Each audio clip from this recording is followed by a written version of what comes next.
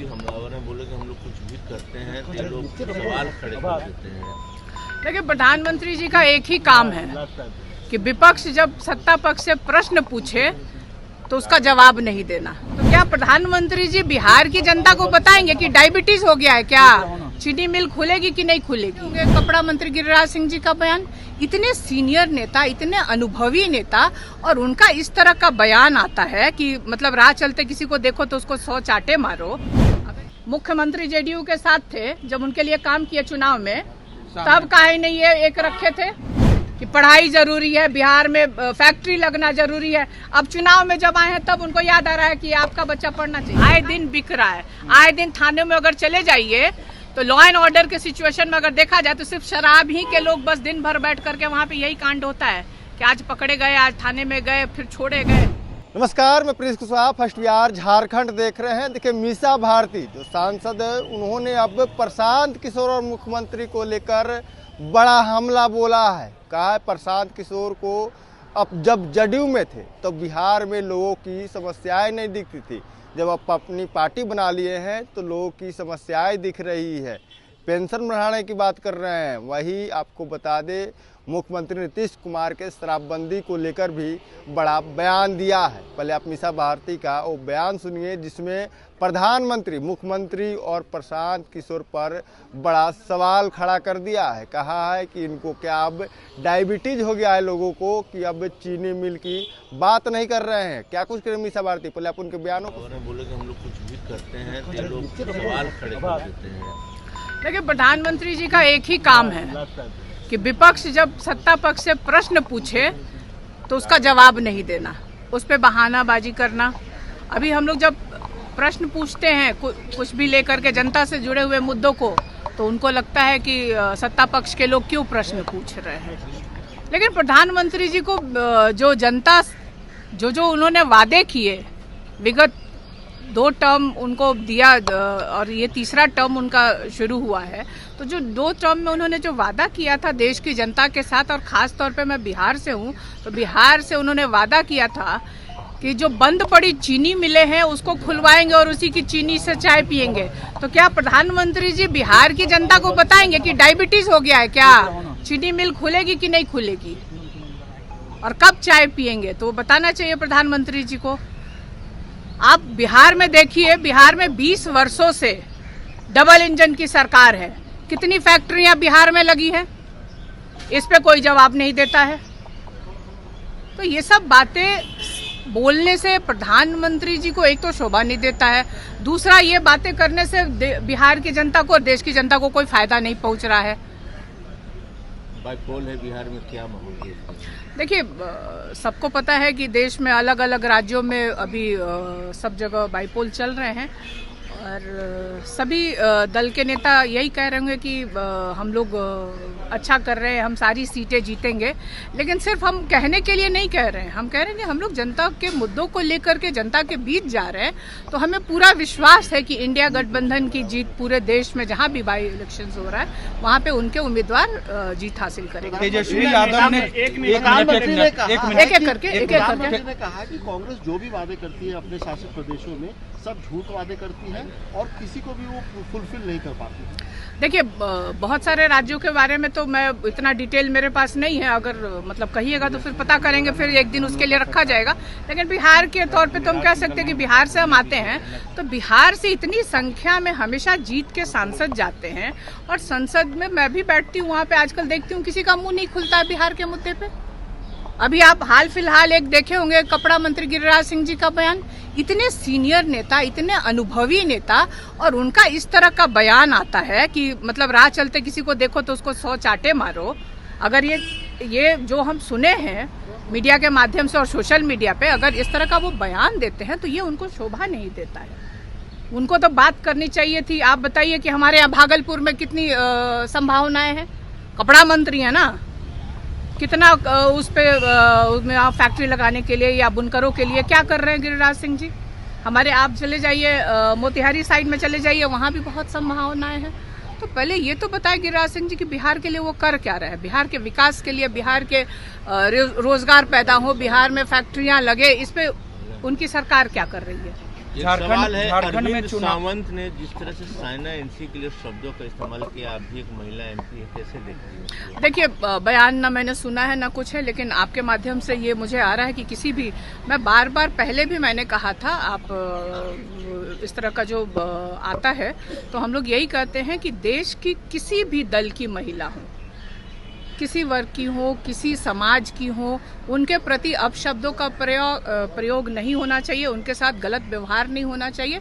इसकी कड़ी निंदा हम करते हैं। झारखंड में चुनाव है और इसको लेकर तेजस्वी यादव ने कहा था कि हम लोगों की सरकार महागठबंधन की बनी, लेकिन गिरिराज सिंह कह रहे हैं कि वह सिर्फ बोलते हैं, बोलने दीजिए उनको। मैं कह रही हूँ, तो क्या प्रधानमंत्री नहीं चाहते हैं? प्रधानमंत्री भाषण में जाते हैं तो क्या बोलते हैं कि हम नहीं जीत रहे हैं, राष्ट्रीय जनता दल जीत रहा है। हर एक दल के नेता अपने जो उम्मीदवार होते हैं उनके बारे में बताते हैं, वो क्या काम करने वाले हैं जनता के लिए, वो बताते हैं। और चुनाव में तो जनता मालिक होती है, जनता को सोच विचार करना होगा कि एक तरफ जो प्रधानमंत्री जो 15 वर्षों से जो उन्होंने 10 वर्ष देख लिए, ये तीसरा टर्म उनका 15वां वर्ष चल रहा है, तो जो वादे किए थे उसमें से कितने वादे उन्होंने पूरे किए। वहीं तेजस्वी को अगर आप देख लीजिए तो झारखंड से क्या यूपी तक के लोगों को नौकरी यहाँ पे मिली।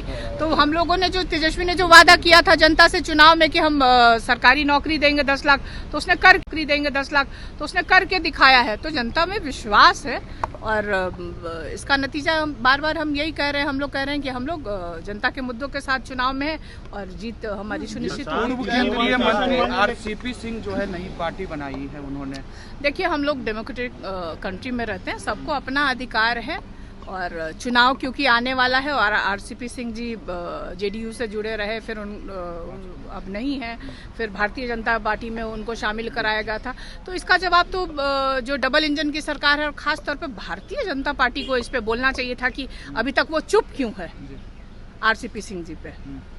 तो हम तो कह रहे हैं कि सबको अपना अधिकार है, अब जनता डिसाइड करेगी क्या करेंगे। जयंत पाटिल है शरद पवार के पार्टी के महाराष्ट्र के अध्यक्ष। उन्होंने कहा कि बीजेपी पिछले 10 सालों से अजीत पवार पर धमका रही थी, इरिगेशन स्कैम लेकर दबाव बना रही थी और यही कारण था कि वो बीजेपी के साथ थे। हम लोग हमेशा विपक्ष के जितने भी नेता हैं, आप देखिए कि जब से 14 से देश के प्रधानमंत्री आदरणीय नरेंद्र मोदी जी बने, तब से विपक्ष के नेताओं के प्रति उनकी किस तरह की रवैया रही। एलिगेशन लगाना, उनके पीछे ईडी, सीबीआई, इनकम टैक्स लगाना, डराना, धमकाना। और आप अभी कोई, मुझे लगता है जिसके ऊपर एलिगेशन लगाया गया, जो उनके दल में शामिल हो गया, सिर्फ हमारे परिवार को छोड़ के, हमारे नेताओं को छोड़ करके जितने लोग हैं सब लोग आज शामिल हैं। तो ये तो देश की जनता को देखना है। प्रशांत किशोर ने कहा है कि 5 गुना पेंशन बढ़ाकर देंगे। 4 सीटों पर उन्होंने भी जब ये तरह तरह के जब बीजेपी के साथ थे तब प्रधानमंत्री को राय काहे नहीं दिए थे? मुख्यमंत्री जेडीयू के साथ थे, जब उनके लिए काम किए चुनाव में, तब काहे नहीं ये एक रखे थे? तब क्यों नहीं रखे थे? आज क्यों ही उनको याद आ रहा है? तो खुद का जब फायदा, जब आपको खुद को अपने कुछ करना हो तो आपको बिहार के बच्चों का भविष्य याद आता है। तो ये सब मुद्दे उसमें क्यों नहीं, चुनावी मुद्दों में ये सब क्यों नहीं शामिल किया था प्रशांत किशोर जी ने कि पढ़ाई जरूरी है, बिहार में फैक्ट्री लगना जरूरी है। अब चुनाव में जब आए हैं तब उनको याद आ रहा है कि आपका बच्चा पढ़ना चाहिए। तो काहे नहीं बीजेपी से प्रश्न पूछ रहे हैं जाके कि 20 साल से आप लोग थे, आप दोनों के लिए हम काम किए हैं, जेडीयू के लिए और भारतीय जनता पार्टी के लिए। कितनी फैक्ट्रियां आपने 20 साल में लगाई हैं? जवाब तो प्रशांत किशोर को देना है। देखिए, 1 नेशन 1 इलेक्शन एक ऐसा कहा जाए कि प्रधानमंत्री जी का एक मुद्दा है, शगुफा है। 4 राज्य में तो चुनाव नहीं करा पाए इस देश के प्रधानमंत्री। 4 राज्य में चुनाव होना था ना, और कैसे ये इतने राज्यों का देश में एक साथ 1 नेशन 1 इलेक्शन करा देंगे? तो जब 4 राज्य संभव नहीं है, इसी से आप अंदाजा लगा लीजिए। दिलीप जायसवाल करें कि इंडी गठबंधन के नेता हैं जो शराब पीते भी हैं और बेचवाते भी हैं, हमारे पास वीडियो फोटो सब है, सब जारी कर दें। अब इस पे क्या बोले? उनका बस अभी यही काम बचा है, बिहार के विकास का कोई मुद्दा नहीं है।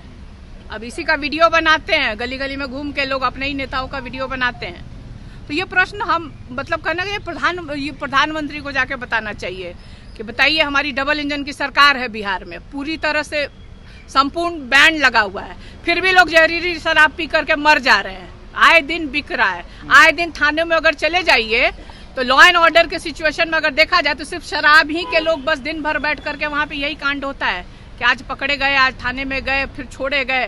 तो ये सिचुएशन तो इस देश के प्रधानमंत्री को देखना चाहिए, क्योंकि सरकार में है बिहार में, और खास तौर पे मुख्यमंत्री जी को देखना चाहिए। तो आपने साफ तौर पे सुना मीसा भारती मुख्यमंत्री नीतीश कुमार के शराबबंदी पर भी सवाल खड़ा कर रही है, और साथ ही दिलीप जायसवाल जो कि बीजेपी के प्रदेश अध्यक्ष है, उनके दिए गए बयानों को बेतुका बयान बता रही है। करिए इस तरह का बयान का कोई मतलब नहीं है। दिलीप जायसवाल क्या गली गली घूमकर लिस्ट बना रहे हैं। बहरहाल खबर इतना ही। इसी तरह तमाम लोग बने रहे। आप फर्स्ट बिहार झारखंड देख रहे हैं। नमस्कार, मैं रवि नारायण सिंह, आरपीआई प्रदेश अध्यक्ष, आप सभी को धनतेरस, दीपावली, छठ महापर्व, भाई दूज एवं चित्रगुप्त पूजा की ढेर सारी शुभकामनाएं देता हूं। आपका भाई, आपका बेटा रवि नारायण सिंह सदैव आपके साथ है, और इस महापर्वों के महीने को भगवान आपके लिए बहुत ही आनंदमय बनाए, यही मंगल कामना करता हूं। प्रणाम। भारतीय जनता पार्टी का सदस्य बनने के लिए 8800002024 पर मिस्ड कॉल करें। निवेदक भारतीय जनता पार्टी बिहार।